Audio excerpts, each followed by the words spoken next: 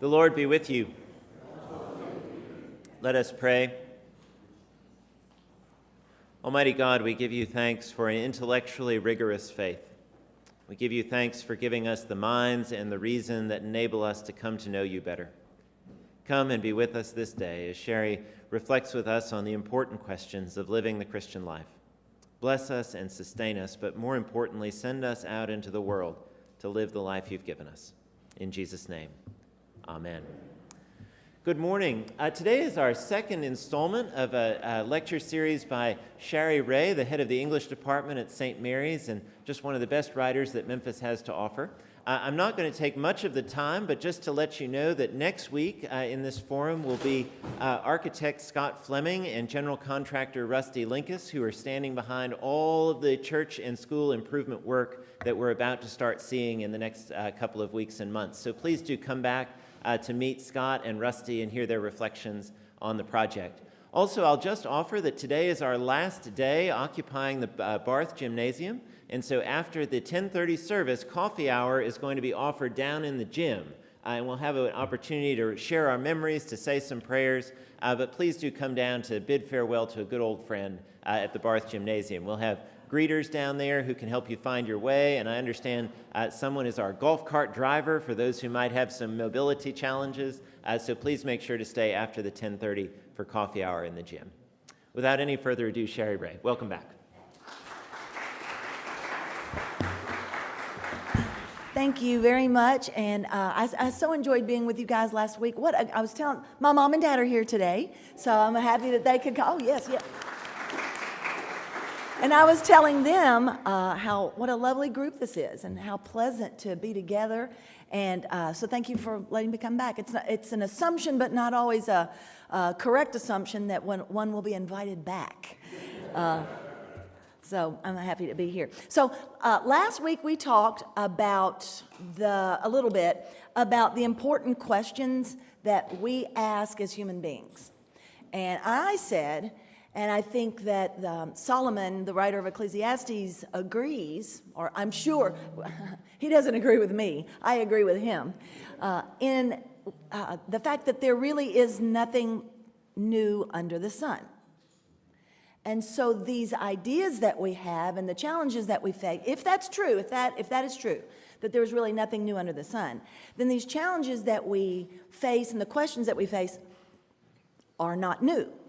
That man, as long as we have been thinking, as long as we have had logic, have asked these questions. And again, so just to get us started, what are we're going to start in the exact same place we did last week and answer some of these other questions. What are some of the questions that we ask as human beings living here on this earth? What are some of the important questions that we ask? There it is. There it is. I mean, we have to go to the top first. Who will win the pennant? Other than that, what else do we ask? What are we doing here? Why are we here? Does it matter? Of what importance is this? If we're here and there is beauty and chaos around us, which I think we can all agree there is, what are we supposed to do? How are we supposed to live here? And so I entitled this series, or these two lessons, How Shall We Then Live? And that's not new with me. Do you remember a writer of the 70s and 80s, maybe 60s, 70s, and 80s, Francis Schaeffer? Do you remember Francis and Edith Schaeffer were theologians in that day? And he wrote a series entitled, How Shall We Then Live? So I took that from that series. And last week we talked about living in humility.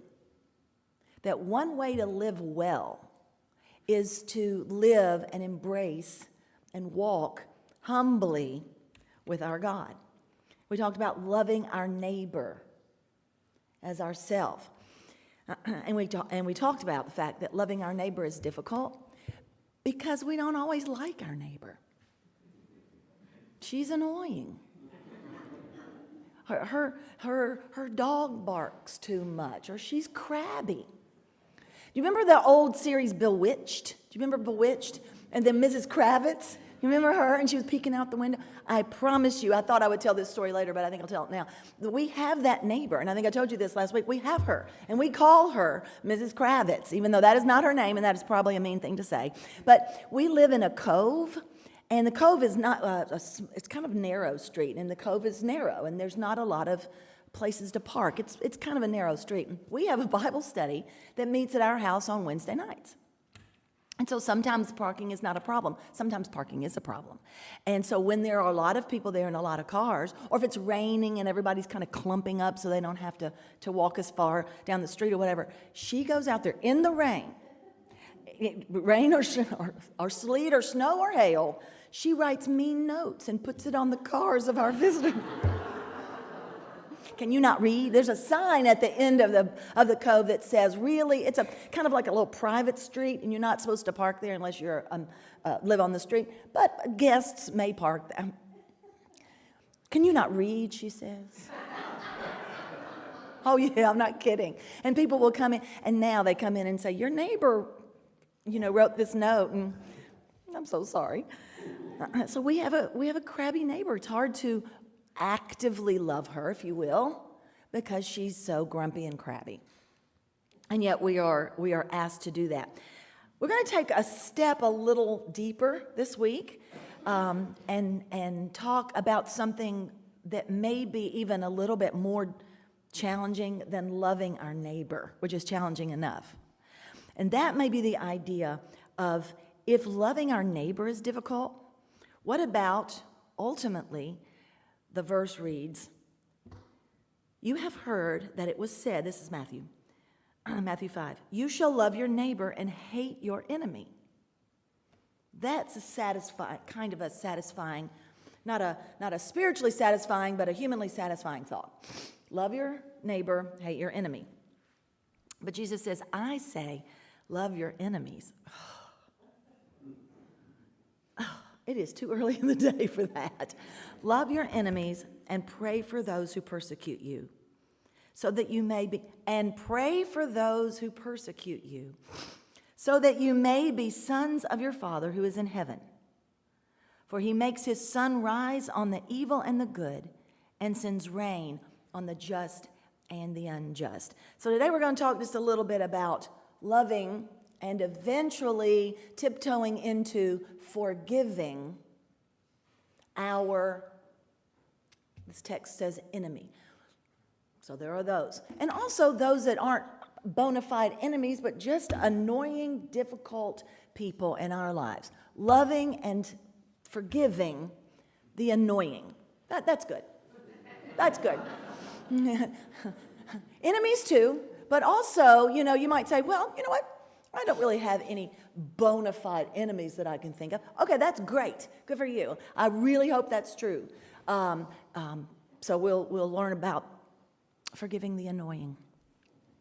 But first, I want to talk about something that my students will, so forgive me if there's some redundancy, my students know about, and that is, do you remember from your philosophy class or from mythology that you took in high school or college, do you remember the myth of Sisyphus?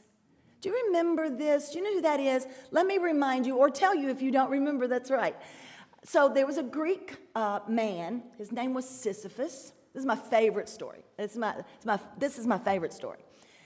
I really think it is. There was a Greek man named Sisyphus, and he disobeyed the gods. Well, he died. And then he disobeyed the gods. His sin, if you will, kind of, his problem was that he loved the earth too much. And so he found a way to leave Hades, where he went after he died, and come back to earth and enjoy the earth again. He loved it here. He loved it here and wanted to come back. Well, eventually, of course, the gods caught up with him. He was hard to catch. Caught up with him, and then he was punished for his crime. And his punishment was, you remember, he was to stand at the bottom of a huge mountain, and he had a huge rock, a stone, a boulder, and his task was to roll that stone to the top of the mountain every day. That was his job. That was his task. And at the end of the day, what happened is the boulder would stay there for a second. It would pause at the top, and then it would roll back down. every day. And he had to turn and walk back down and rest and do whatever he was going to do. And then the next day, again and again and again. And that was his punishment. Every day, roll the rock up the mountain, it would roll back down, and there you go. That's what he was here to do. But if you read The Myth of Sisyphus by Camus, we mentioned Camus last week and talking about his story, The Stranger. If you read that, and I suggest that you do, it's like 2 pages long. It's very short. Go Google that, put that down in your notes, and read it this afternoon.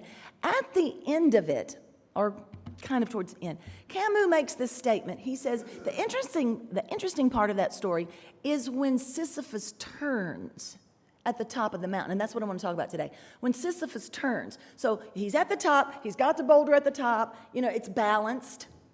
You get in mind that this was sort of like real tiny little peak in the myth.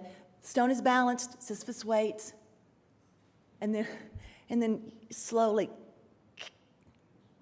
right? And down it goes. It rolls all the way down. And at that moment, Sisyphus has to turn and go back down the mountain to do it again. To do it again. It's at that point that Camus says, one must imagine Sisyphus, do you remember? Happy.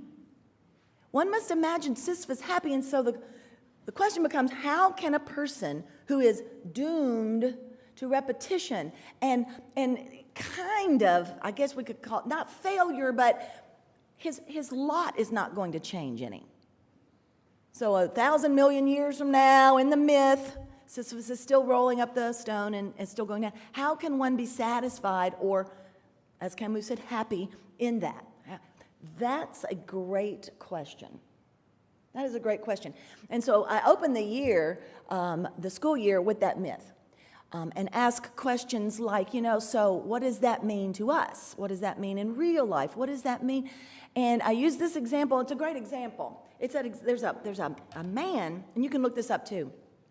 You can find it on YouTube. He's an Australian guy. His name is Nick, N-I-C. And then his last name is, maybe it's a difficult last name. It's V-I-J-U-C-I-C. Vajijic. It's something like that. You should look it up. You really should look it up. And he was born with no arms and legs. No arms and legs. So he has a torso, and that's it. And so that's the story. And there, so there's no fixing this. It is a given that Nick has no arms and legs. And so as the story goes, when he was 11 years old, he got depressed. He got sad. He realized that his life was this. That he was old enough by that time to realize, okay, this isn't going to change any. I'm not going to. My situation is this. I'm not playing baseball with the other kids. I'm not riding bike with other kids. So he got really sad and tried to drown himself in the bathtub when he was 11. And his mother found him and saved him from that decision. And they got him help, and he's like 40 years old. He has a wife, beautiful woman, and 2 children. And he is now a motivational speaker, an inspirational Christian speaker, and he travels all around. And it's wonderful, and the story is wonderful, and you really should listen. There's like a 2-minute video, and there's like a 12-minute video. Go ahead and do the 12-minute video. It's really great. Here's the deal, though. Every single day, Nick still wakes up with no arms and legs. That has not changed any. This is how the myth of Sisyphus can kind of apply to us. That hasn't changed any at all. Every single day, someone has to get him out of the bed and get him into his wheelchair. And it's a good metaphor because every single day, he too rolls his stone, his life up, and every single day, and does his work. And every single day, at the end of the day, someone has to get him out of that wheelchair, help him get ready for bed, take a shower, whatever all it is. And he gets back into bed, and he knows tomorrow it's the same. How in the world can Sisyphus be happy? How in the world can Nick, Australian Nick, get up again? What's the answer? There are actually a lot of good answers, but what's one? How do we do that? How in the turning on the top of the mountain is Sisyphus happy? I'm going to go with the idea of choice. That he chooses to be happy. That every day Nick gets up, I wonder if he's 40, I wonder. I bet it's true. What I'm about to say, I bet it's true. I bet every morning he wakes up and remembers, oh yeah, I need help today. I wonder if he ever forgets. I don't know the answer to that. How do we choose, or how do we accomplish, the question is, how shall we then live? How do we live here? And there's a lot of tumult here.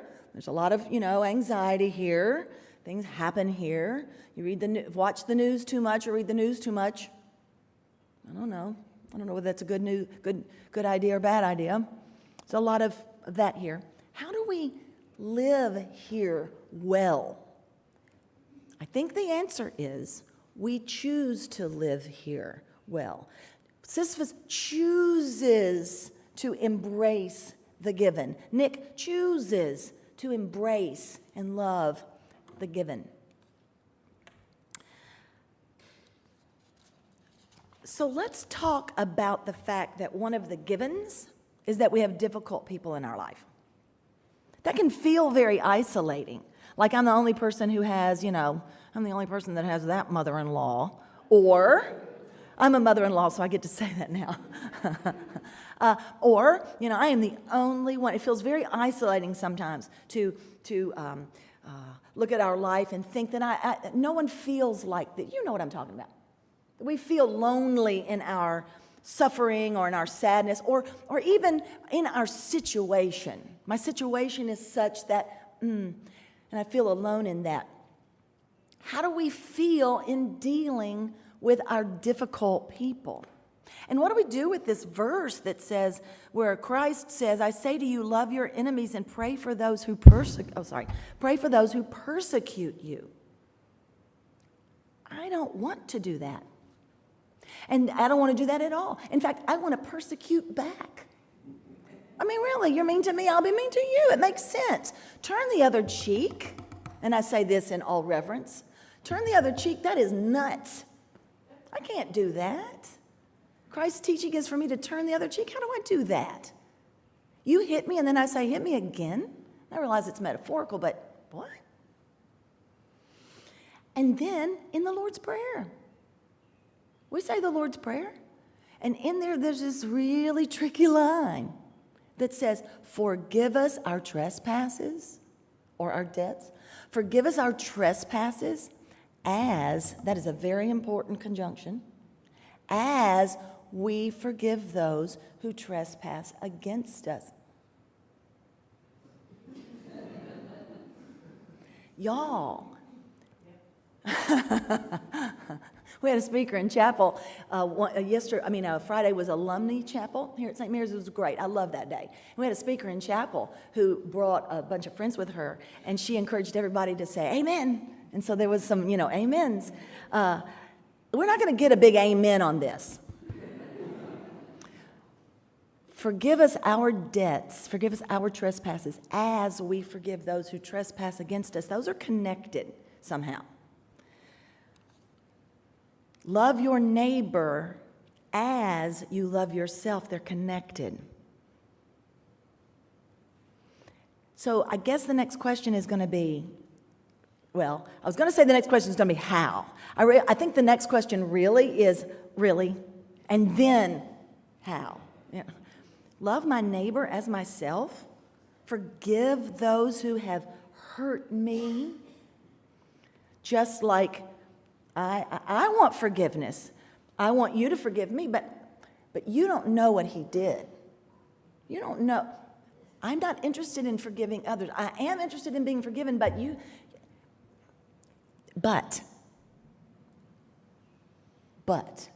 this is unique in the universe. This pain is unique in the universe. And while it is very hard teaching, I think what I want to say is, I think what Solomon is saying is there's nothing new under the sun. That counts for this too, right? This has to count for this too. There's nothing, if there is indeed nothing new under the sun, and everybody experiences as a human being the same things, then we've all experienced, and we know it's true, great pain and great hurt and betrayal and suffering and loss. And how do we move past that? How do we, like Sisyphus, turn? And how can it be said of us? One must imagine Sisyphus happy. One must imagine Mackenzie happy. One must imagine Stuart happy. One must, these are my students. One must imagine Olivia and Lizzie happy. How in the world can that be? How can that be? Part of it is learning to forgive. In fact, I think a huge part of it is learning to forgive. So how are we going to do that? How are we going to live well here? Part of learning to forgive others, their debts, their trespasses, their crimes against us, and these are many, is to start small. Don't start big. Start small. Do not start with calculus BC. Start with simple math in the first grade. Start small. 1 + 1 = 2. That is a great place to start in the idea of forgiveness. Think of it like a child learning things. I have a 2.5-year-old grandson. And it's great that's so great, right? If you're a grandparent, you know, that is so great. And to watch him learn things, to learn to walk. A baby takes a couple of steps and then falls, and a couple of steps and then falls, and a couple of steps and then falls. We have to give ourselves the same grace when it comes to hard things. We have to give ourselves that we're children in these things, often. Not everyone, but most of the time, and many of us are children in these things. So we take a couple of steps, and then we fall. The deal is he gets back up, takes a couple of steps. He's learning to talk. He says a couple of words. He says a couple of words. That's it. He's going to get more words, but he's going to get more words by practicing the syllables. You got to do that. My father-in-law, many years ago, he's passed away now, many years ago, had a stroke. And so we went to visit him in the hospital. It was a pretty severe stroke, and he lost his speech, and he lost, a lot of movement on his left side. And he was sitting there, and the doctor came in, and my father-in-law was a bit of a hard-headed person. And so the doctor came in and said, Big Larry, if you want to get better, you can. But you have got to do this exercising. You've got to do these words, and you've got to squeeze the ball, and all the things you've got to do. And if you don't do them, you won't get better. You'll stay like this. And you've got to do them pretty quickly. You've got a little window here with a stroke. So you need to go ahead and start practicing those words, squeeze the ball, do the pushing, that thing, that kind of the rubber bandy thing. You got to do all that stuff. If you don't, you'll lose your ability to do it. It won't come back. That is great advice. That is great advice. And so he did. And they'd come in, their speech therapist would come in there, and here he was. He didn't want to do that. And he la, la, la, la, la, la, ka, ka, ka, ka, pop, pop. Baby steps, he fully recovered. How many times did he squeeze that ball? 1,000,000 times. When we have to learn to forgive someone, we've got to squeeze that thing 1,000,000 times. We learn to do something like a baby. So what about forgiving? So start small, and maybe these things won't seem small to you. Start small. What about forgiving your mate's overly quick words? Quick words, caustic words, or whoever it is in your life that does that. Your boss or your, whoever. And what you want to say is, you always do that. Maybe just, I don't know what it is in your individual place, in your individual situation, but can we forgive that? Or we do it with our little children. We do it with our little children. We forgive them very quickly. We'll say that's not the right thing to say, and that's not kind, and you need to say kind words. But when the little children grow into big children, we're less patient with those people. And when you marry them, then you're really less patient. Right? No, right? Right? Can I forgive baby Teddy's stuff. Oh, just like that. He can do, really, baby Teddy has no things that he does wrong, so I'm kidding. Can I forgive my teenager's snarky, overly quick attitude? Not the teenagers that we know, but not these people at all. Can I forgive my neighbor and her crabbiness and her mean notes to my guests who come to my house and park too close to her driveway and her bushes? Can I forgive that childhood hurt of that person who's not going to ever ask me to forgive because I don't see her anymore? That was in the 7th grade. And lest we think that's not real, so I have taught here at St. Mary's this is my 20th year. Can you believe that? My mother and my friend, can you believe 20 years? And so my own daughter came up through St. Mary's. So when she was in the 7th grade, middle school is rough. Middle school is hard.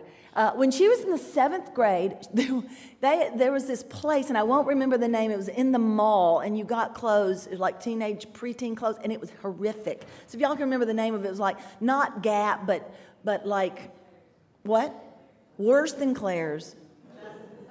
What? No. Maybe it'll come. Anyway, hideous things like furry tops and overalls made out of shiny material and just terrible things. Well, anyway, they all loved it. And so my daughter Rennie got some pants that were hideous. But she loved them, and so she wore them to school. Well, a very cool 7th grade girl, super cool, already grown, already had a boyfriend or whatever makes you cool, this chick was it. And she had the same pants. And they wore them on the same day. And I remember Rennie coming home, and she was crying. And she said, why are you crying? What happened? Let's say the girl's name was Linda. There's no Lindas anymore, so we'll say Linda. Girl's name was Linda, and she said that Linda had said, I can't believe you've got these same pants. I'm never wearing these again. Linda. I'm never going to wear mine again. If you've got them, I'm never wearing them again. That's what she said. So we talked about that and worked through that. And I don't think Rainey ever wore them again either, probably. They were hideous, but nonetheless. So that's that. We talked about it, and on we all went. Well, guess what happened 6 years later? Linda walked into my classroom as teacher. She sure did. And I'd forgotten about that because I don't see them very much. I don't see the students very much. I mean, I see everybody, but I don't teach them and know them really very well until senior year. And so in she walks, and and so I'm like, hi, nice to meet you. Good to see you. Just take whatever seat you want. Oh, I'm so happy to be your teacher. And then Linda comes in. You know what I thought? Oh, yeah. Hello, Linda. Take your seat in the back of the room, Linda. And all of a sudden, the still small voice of the Lord said, "Oh, are you kidding me?" The Lord would never say it like this, but are you kidding me? The end of the story is Rainey had forgotten, or she says she forgot the whole thing. Guess who didn't forget? Mamas, you guys are going to, believe it or not, you guys are going to, students, you're going to forget a lot of this stuff. You really will. You forget it. You think you won't, but you do. You forget some of the good. You forget some of the bad. Mama never forgets that pain. Her daughter gets in the car crying because Linda said her pants were, she would never wear those pants because you wore those pants. I don't forget that stuff. I thought of it when I'm preparing this talk. They've been graduated like 100 years. You choose to forgive because people are messed up and life is messy. And I chose to forgive her because it was an immature, dumb thing. And even if it wasn't, what kind of person am I? If I'm angry at my student because she said a ridiculous thing, a mean thing in the 7th grade, it's less about Linda, it's all about me. That's on me. Start small in your forgiving, but do start. Think of someone who has wronged you, and then work on forgiving. Ask God to help you. Don't start big. Don't start with the Nazis. Don't start there. It's too big. Although I do have a story coming, but don't start there. It's too big. Don't start in your process toward learning to forgive so that you'll be happy here. Don't forget what we're talking about. We've got this thing called life that we roll up every day, and then tomorrow it's going to be the similar. We do it again, and then tomorrow it's going to be similar. How are we supposed to be happy here? One way to be happy here is to learn to forgive people. Don't start with something huge. Don't start with the person who has seriously hurt you. You got to work into that. It's baby steps. You got to work into that, right? I mentioned last week the brothers Karamazov and the idea of the brother Ivan Karamazov is angry at God for establishing things the way that they are. And so he is angry about the suffering of the world. That's big.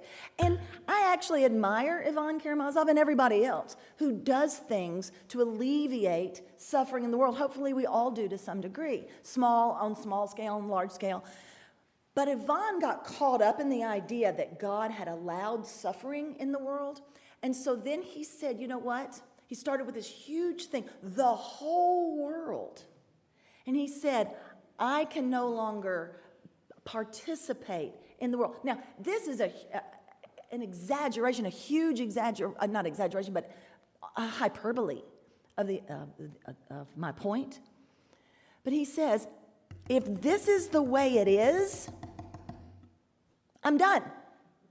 The line is, there's a train metaphor in the book, and the line is, I return my ticket. I love that line. I return my ticket, I'm done. I get off this train. Well, the train is called life. That's the train. This is where we are. Pushing and then letting it roll back. Pushing and then do it again. Today I'm doing great. Yesterday I did terrible. Or yesterday I did great, and today I'm having a terrible time. Okay. So today, do small things well. Practice small things well, and then the big things will come. Forgiving a big thing comes after a series of forgiving small things. Don't forget that. We say things, people, as human beings, as a group, we go to the extreme so quickly, right? We just go way too far, way too fast. It's just too much. It's too big. We say, well, what about, this is what Ivan Karamazov does, kind of. Well, what about all the starving children in India? Well, that is fair and right. And there are shortages and water shortages and food shortages, and those things are very difficult. And we should be aware and do things. Period. But also, what about your brother-in-law, who you see like every week, or at least 3 or 4 times a year at obligatory, holiday events? Start there. Then your heart and mind will be ready for the bigger things. But we don't do that often. We go to the big things and throw the whole thing away and say, well, because of the Nazis, then now I no longer believe in God. That's a choice. We can do that. But I think that's probably a poor choice. What does it mean to forgive and love our enemies? Yeah? Just a couple of things. Perhaps it means not buying them a new car, new house. Perhaps it just means simply wishing them well rather than wishing them ill. Come on. You know. When you hear that story about that difficult person and how things went badly for her, it is a human tendency to go, we have to fight that. I don't know you that well. I shouldn't say that. I have to fight that. Being glad in my enemy's demise, in my enemy's misfortune. I have to really fight that. What if part of learning to live well and forgive a little bit is not being glad? That's me, that's on me. Not being glad when she succeeds. She gets the thing and I didn't get it. Being glad for her. At least not being mad. Or when things go badly for her, not being glad. That's a good place to start. We're baby steps. Baby steps. Perhaps it means wishing him well or her well. It doesn't mean forgiving our enemy, and loving our enemy does not mean feeling fond of them. We don't have to like them and invite them to our event. We don't have to say that this person is nice when she's not. We don't have to lie about anything. We don't have to do that. That's not what, it's an internal thing. Shh, just don't say anything. That's enough discipline right there. Just don't say anything. Have you heard about so-and-so? Did you hear what happened to so-and-so? Zip it. That is a step towards forgiveness. Not jumping in on that bandwagon is a step towards forgiveness. I forgive my own sins. We're supposed to love our neighbor as we love ourselves. Well, I'm very gentle. I don't know about you, and I know that there are extenuating things where this would not be true, for sure. But for the most part, I love myself, and I forgive my own sins. So I gossip about a person, and then I go, well, not really. I forgive myself. I'm cruel to someone, and then I say, well, I bet she didn't really hear that. I can forgive and love myself even in my own sin. If we are to love our neighbor as ourselves, that is a part of that. Loving your neighbor does not mean forgiving your neighbor. Loving your enemy does not mean condoning what he or she has done. Forgiving is really not about that person at all. Really, it's about me. Because tomorrow I have to get back up, push my rock, do my life, push my rock. If I'm Nick, sit in my chair and roll my life. And it's going to be what it's going to be. And I've got to figure out a way to bring myself to contentment and happiness. One must imagine Sisyphus happy. How in the world did he get there? By embracing his day and living it well through, our lesson today is forgiveness. Got 2 quick stories, and then I'll probably be finished. So some years ago, I had, in my own personal life, I will not give you the details, a very deep hurt at a church. A very deep hurt. And so, that's that, and we deal with these things, and we get, we separate ourselves and figure out and start to, if there's a relationship, I'll start to figure out how to continue to move and walk well. Anyway, so some years passed. That was a long time ago. Some years passed, and the person who was so instrumental for me, and this person would tell her version of the story now, there's no doubt about it. But for me, the person who was so instrumental in a big part of that hurt, her daughter was in the 5th grade here at St. Mary's. So one day, and I hadn't thought about it because it had been some years since these things had happened. So I hadn't thought about it.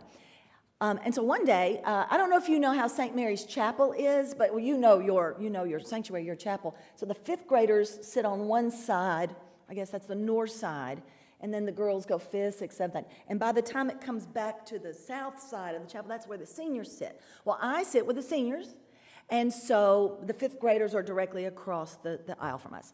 So one day at the end of chapel, we say the school prayer, and we sing songs, and some people kneel. I kneel. I like to do that because that's not the practice that I have at my own church, so I like doing that here. And I looked across the aisle, and kneeling right there, first little chick on the aisle, is that girl's daughter, my enemy's daughter. There she was. It was sang the school prayer and singing songs. Very sweet, eyes closed. There she was. And I'm like, can you believe this? Here I am. I'd forgotten that she was in the 5th grade. It was the beginning of the school year. I'd forgotten her. I'd forgotten that she was coming up. And my first thought was, you know what, and one of these days I'm going to teach her. And I said to the Lord in the prayer time at the end of chapel, how am I supposed to do this? How am I supposed to forgive my enemy when I no longer see her?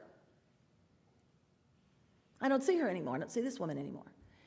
And the Lord said, have you ever had a moment where you're praying and you get some sort of a feeling or directive and you're pretty sure that you know exactly that came from God and that this is a word for you? The Lord said in my chapel prayer time, he said, how do I forgive my enemy?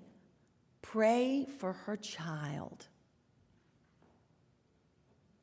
Because I was at that point not really willing or wanting to pray for her, not yet.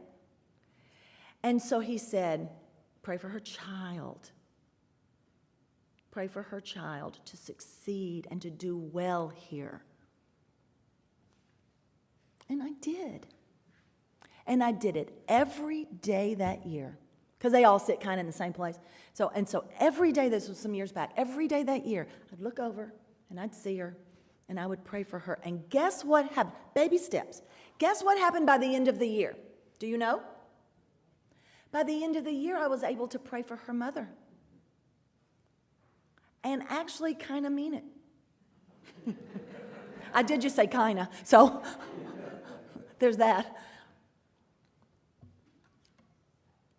I want to learn to forgive my enemy, and for me, maybe it's self-serving, for me.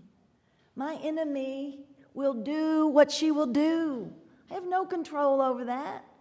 She'll either move away or she'll continue to be mean and cruel. I don't know what she's going to do. But what I do know is that I have control and the self-will and the free will and the choice and the desire to be happy here. I want to be happy here. Wouldn't it be lovely at the end of your life? Oh, I just thought of this. Wouldn't it be happy at the end of our life if someone said of us, one must imagine our Shari happy. I can live with that. That's good. I can do that by praying for my enemy and loving those who have trespassed, starting to love those who have trespassed against me. I got one more story, and then we'll be finished.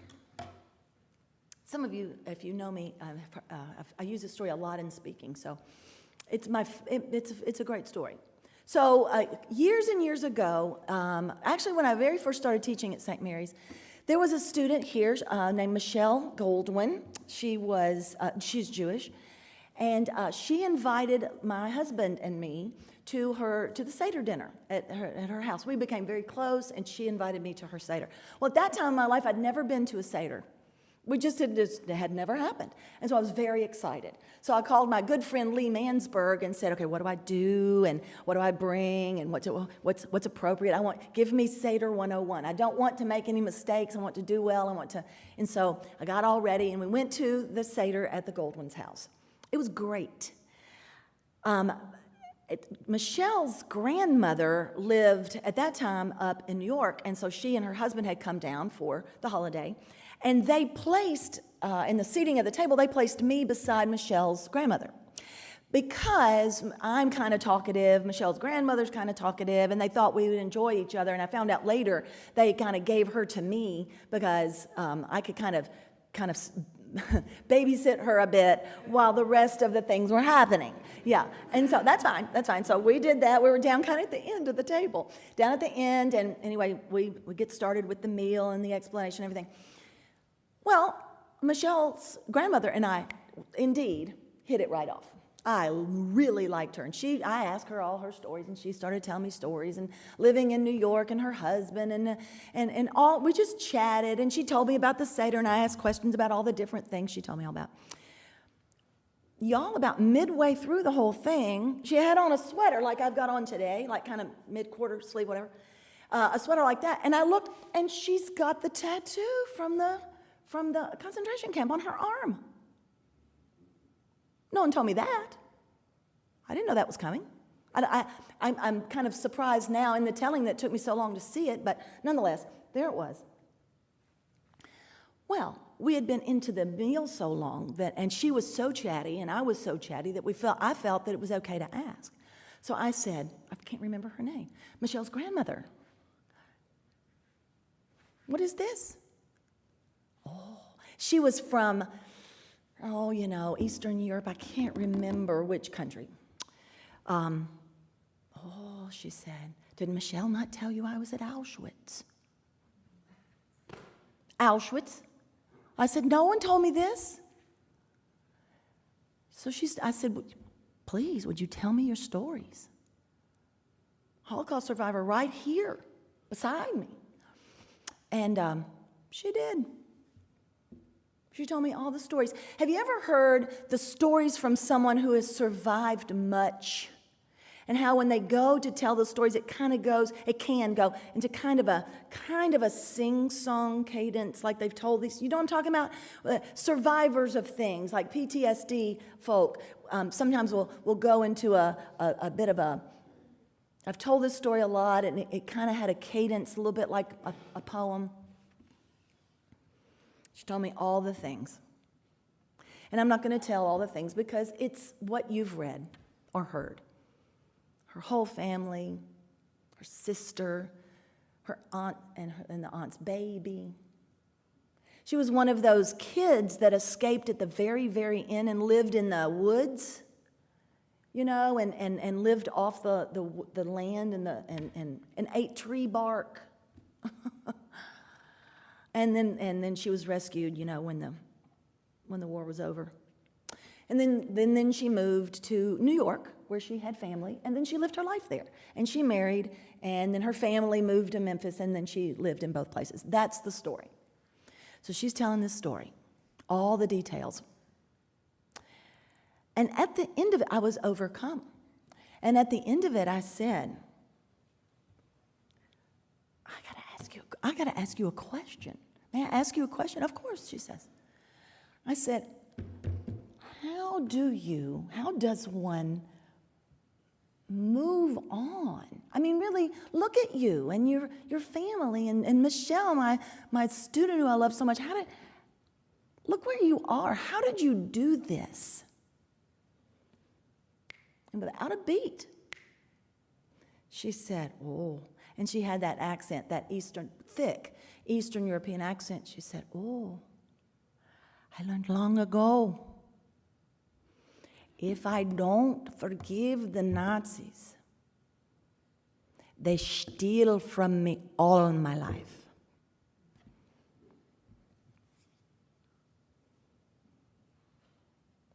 They took her childhood, they took her parents, they took her sister. But if I don't forgive the Nazis, they steal from me all my life.